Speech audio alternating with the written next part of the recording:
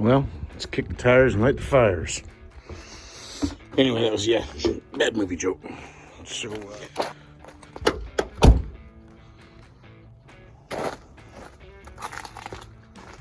okay. Today, what are we doing? First thing we do when we get in the shop is make sure this jack still works because I can't spin it by hand. So, make sure that works, and then I'm going to dump the oil. Dump the oil out of the bike because I got to get the oil bucket and pull those lines. Just more mess. This almost died yesterday, so slow. Okay.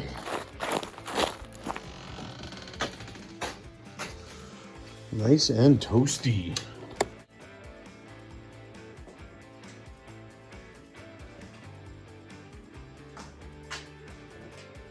Okay, folks. Today we're going to drain some oil. Get working on getting rid of the center bar, just on bolts on the Softail. It's not a solid post anymore. Get rid of the lines, disconnect the clutch cable. Get the battery out of it, it's dead anyway. And we'll go from there, probably starter. I'm gonna have to read my book a little bit, figure out that clutch system. See if I got a socket big enough for that compensating sprocket. And yeah, let's get her done.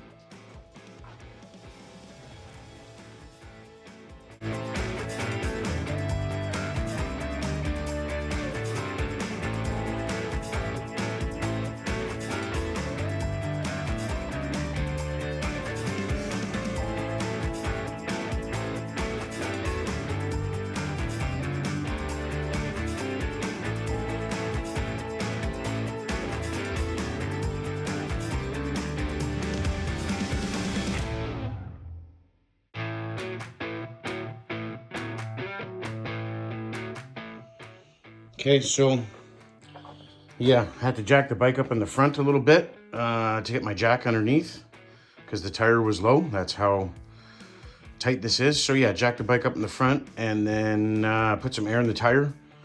And then I was able to move the jack to the back, and then you got to spin the jack out of the way because, of course, right here, if we can see this line here that goes into the frame, that's to drain the oil bucket. But of course there's barely any oil in the oil bucket because it's all my motor, because my motor's always seeped when it's sat for a long time. So every year I would have to pull the plugs and open the decompression valves. If you're not familiar with decompression valves, these are machined into your head, and you push these before you start your bike, and you get this as the pistons come up. It's easier to turn it over for the starter. Still my factory starter for something that's 10.5 to 1 compression. So that's a must. But anyway, yeah, so bike's up now. Tire spins freely. Drain the oil out of the bucket. Now I'm going at the lines. To get these lines out, you'll see that there's this cap that sits up that hides all this ugliness, right? And then there's a clip. You just squeeze the clip and then you can pull these out, and then there's an O-ring. And I think another little piece of plastic that sits in there, so make sure you don't lose those. I always, when I work on my bike, I bag stuff, mark it, so that's all oil bucket stuff. So it's easier to get the stuff out of the bucket, and then you come down here and they got the same little pinch lines, so you just squeeze those and those will come out. So yeah, like I said, it's easier to take it off up here before you go down here, right? And then these come out really easy. The only one that's a real pain in the ass, which you probably saw me fighting with, is this guy up here, right? Because this is just hose clamps to get it on. So it sits already like an 1.25 inches onto it. So it's a real pain in the ass to get that off. Otherwise, you never get these free down here, right? So just a little quick tutorial on that.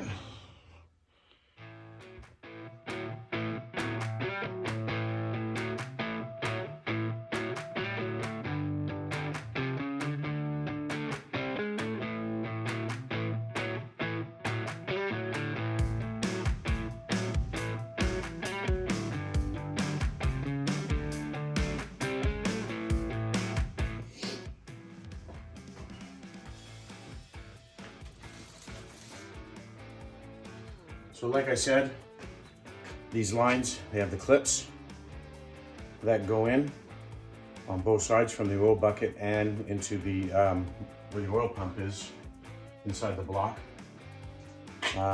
Anyway, so this is what I do is I take a zap strap, and you can see there's an O-ring, then a hard plastic washer, and then another O-ring. So there's actually 3. So I just like to put them together the way they come out, you know, so you don't forget, because eventually those will end up, I believe you have to put them in the bike and then these get pushed in. They don't really, or I think you can put them on the shaft. Yeah, you can put them on the shaft. They don't go over the black rubber or the black plastic clip, right? They'll sit in front of it. So I like to do this, even though I'm probably going to replace them, because it's always good to replace O-rings. But you know, you can inspect them, and if they're not too hard, these ones feel a little bit hard for O-rings, but you know, save them. It's just good practice, right?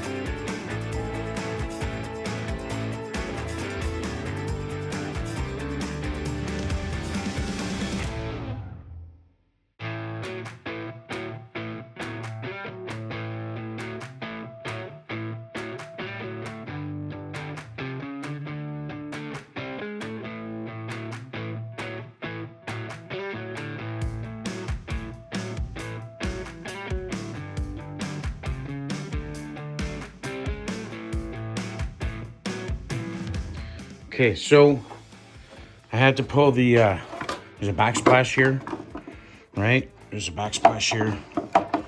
So I had to take that off. There's 2 screws at the bottom of the swing arm. And yeah, 2 screws at the bottom of the swing arm, and then it just unclips from up top. So oil bucket, got all the lines off. There's a clamp that goes across these 2 bolts. This guy right here. Sorry about the camera work, guys, you know, by myself. So anyway, this sits here and holds the wire harness on both sides. So you got to undo those so that you can actually lift the wiring harness, get it up and out of the way. And then there's this mount here, sits on top of the oil bucket in there. I don't know, whatever. See the holes or not, right? There's the holes, right? So what that does is that sits inside on the oil bucket, 2 bolts there, and then this is the mount that goes right here through into the frame, which is also holding this piece here, right? So this is the, sorry about the camera work, man. So yeah, holding the chrome piece there. I had it chromed, but anyway, so that's the seat post, and now the seat post can come out. Should be able to anyway. Yeah.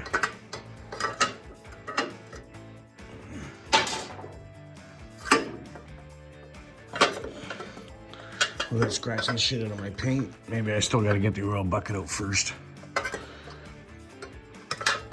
Yeah, it looks like I might have to get the oil bucket out first. Okay, yeah, otherwise it's scratching the shit out of everything. So, and then up here, up top, you got to pull the two bolts that hold the fuse panel in. And then, of course, there's 2 bolts that go through the bucket in the back, way up inside, right? I don't know if you'll be able to see it, right? There's 2 holes there. You can see the grommets. Where did my flashlight go? Okay. So yeah, so you can see the 2 grommets, and it's just nut and bolted, right? You know, they weren't smart enough to put actual washers in there, or welded nuts. So it is nut and bolt. So anyway, we got that far, and we'll just keep going, try and get this damn oil bucket out. Can't remember if I got to pull the starter to get the oil bucket out, but either way, the starter's coming out anyway because the inner primary has to come off. So anyway, we'll just keep moving along.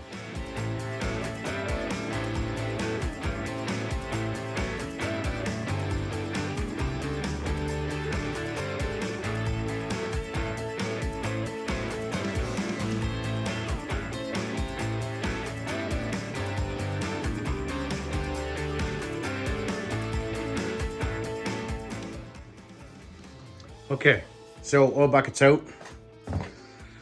Bit of a nightmare. So on the back, you'll see there's this plate right there. This plate right here, there's 2 bolts that come in from behind that attach into the oil bucket. Kind of forgot about that when I was trying to get it out the first time. And that actually holds a wiring harness setup, right? So you can see the wiring harness setup there. Hopefully you can see it, guys. But anyway, you can see the bolts there. All this electrical is on that plate that bolts into the back of the oil bucket, right? So yeah, you gotta undo those 2 bolts or it won't come out. And I also forgot, see this black line right here? Yeah, that black line right there, right? So that's the drain that goes into the frame down below, right? So you can see it goes into the frame down below. So don't forget to take that off. I forgot. So those 2 things will hold you up. So you don't have to pull the starter to get that out. But the starter's got to come out anyway, because all this, the starter, the inner primary, all this stuff's got to come out, right? So like I said, sorry again for the shitty video, but you know, it is what it is. Trying to look at what I'm pointing at. I don't do this shit for a living. Videoing anyway, right? So now we will sit there and try to figure out exactly what's next. Not 100% sure, but all I gotta do is look. Anybody can do this stuff, right? As long as you got tools, Torx and Allen keys and standard sockets and a 10 mil. I don't know how it works, but they always show a bloody 10 mil into a Harley, but whatever. Yeah, so she's getting there anyway, right? So maybe I should tackle the clutch, because the clutch pain in the ass. You gotta pull this off, this cover off. I don't know if you have, yeah, I gotta pull the main cover off actually. This is the big one, not, yeah. So the whole cover's gotta come off so that I can undo the cable, and then that I might leave attached to it and just pull it out of the way and tape it up to the front end. My clutch cable's still good, so I don't think I have to replace that. Get that done, which will drain the transmission, or a portion of it anyway. This piece I can pull out later when I pull the tire off, and then it can just come out. It's always good to put your bolts back. So like in the oil bucket, I ended up putting that bracket that held the front part of the bucket, I ended up bolting that back together on the oil bucket. And then the 4 bolts that come out the back end here, I put them in the oil bucket. That way you don't lose them. Instead of putting them in a bag, just put them in the oil bucket if you have an opportunity. The 1 bolt that goes through here that holds the oil bucket and the seat post in, I just threaded it back into the frame, right? So this way you don't lose stuff, because that's everybody's issue when they go to do stuff that they've never done before or whatever. They start taking it apart and they put shit all over the place and they lose it. Actually, my brother's kind of famous for that, but you know, he's also got bolt bends of every type and size and kind, and so he's not too worried about stuff like that. He's more of a heavy-duty mechanic, not a finesseful mechanic, but he's a good mechanic. So anyway, yeah, so I'm gonna look at this and figure out what my next step's gonna be, and as usual, get her done.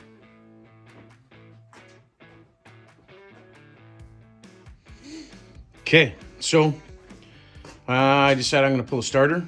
So let's get that shit dealt with. So any guy who owns a Harley, if you're gonna be mechanically inclined, I mean, usually the bike comes with an owner's manual here, right? That doesn't do shit. It tells you how to change the oil, right? For such a thick book. But anyway, so the book you really need to get, back in the day when I bought my bike, I bought this right away. And it's the Softail service manual. Back in the day, they were like 85 or 95 bucks or something like that from Harley, right? But this is the Bible. This is the same book that the guys use in the shops. So anyway, and they're really well laid out, right? So, and every good book should always have grease and fingerprints on it, you know? But anyway, so we're going to the starter, and it tells you to take the primary off, all that crap, right? And it's very well written out. So, and it gives you good photos and stuff like that. So now I got to kind of pull the bolt off the jack shaft so I can get the jack shaft out, right? And that's what mechanically holds the starter. That's what holds the starter in place. This is the jack shaft here. Okay, so when you hit the gear, when you hit the power to start the bike, you know, this jack shaft that kicks out, this kicks out and engages the clutch gear, which spins the chain, which spins the motor to fire the bike. Anyway, so yeah, so I got to take this guy off first, just follow along in the book, and then I can do everything on the other side, all the bolts and the wiring. It's pretty simple stuff. So yeah, obviously clip here. There's a clip here, it's got to come off. This guy's got to come off. A couple Allen keys. I can't remember if there's something underneath, but we'll find out. And get this starter out of there, and that'll open that space up even more. Stay tuned.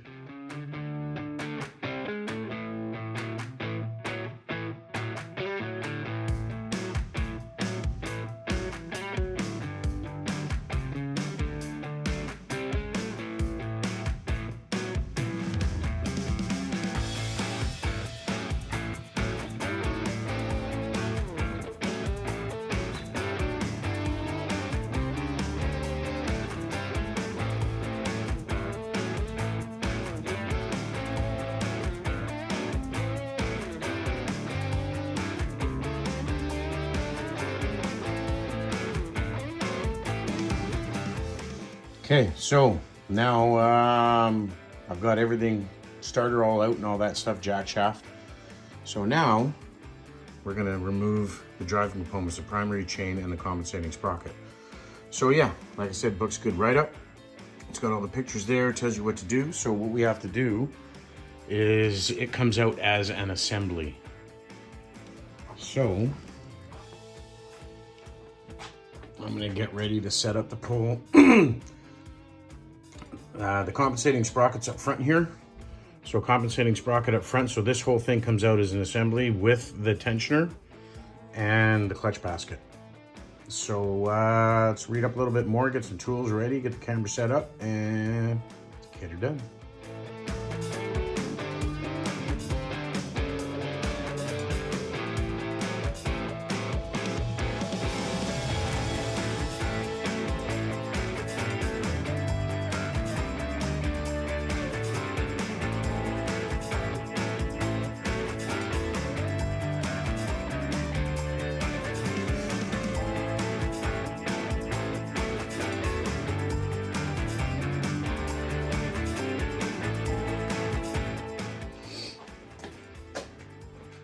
So I had to go to my brother's place like I thought, because this is like 1.25 inches to get the nut off for the basket, and this is 1.5 inches for the compensating sprocket. So yeah, I had to go get the right tools for the right job. I don't have all my tools here. They're all at my brother's, but anyway, so we'll get her done.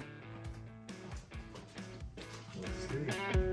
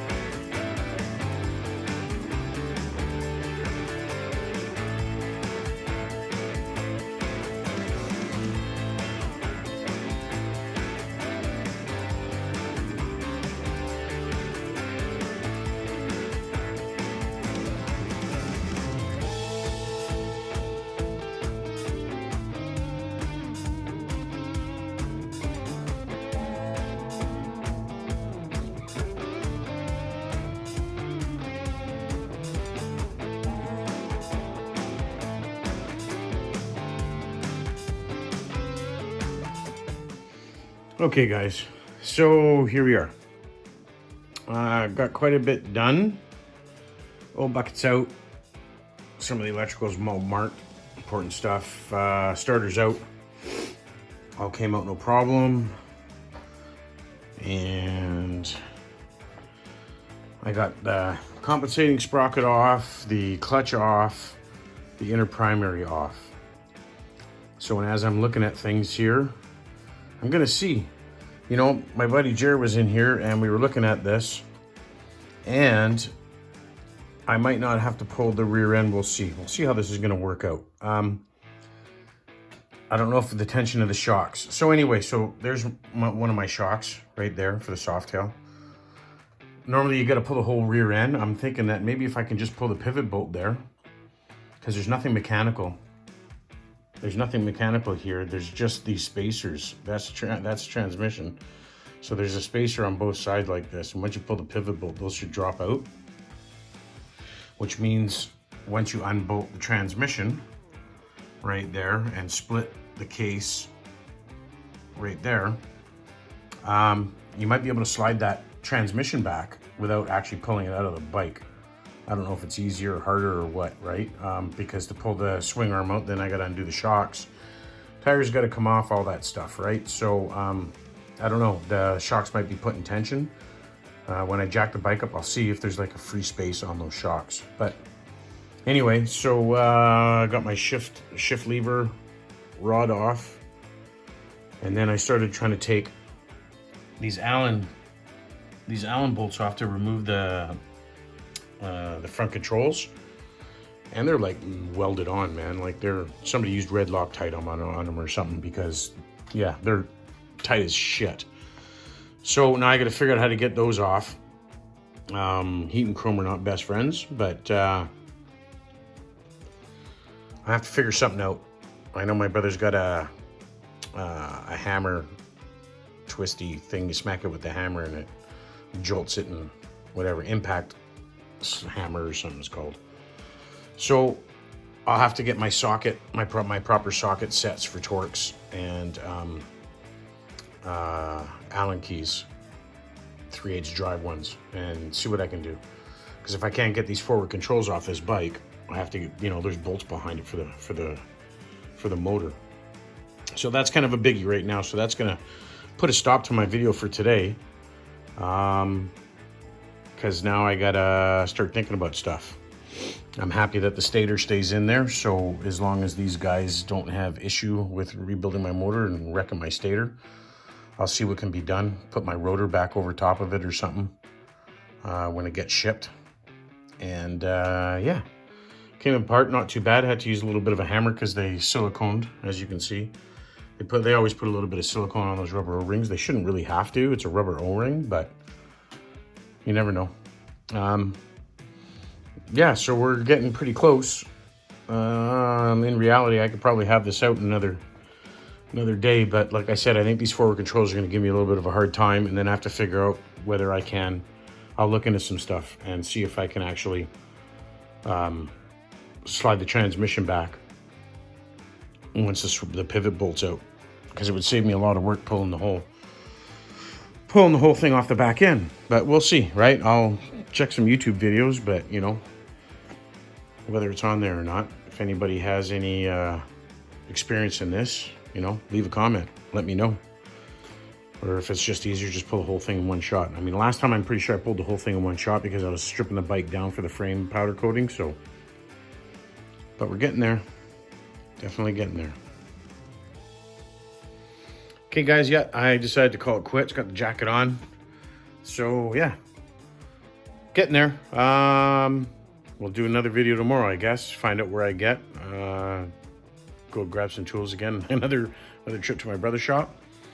And get some of the easier stuff done tomorrow, too. You know, I can take some other mounts off and stuff. Watch some videos tonight. And, yeah, we'll get on it.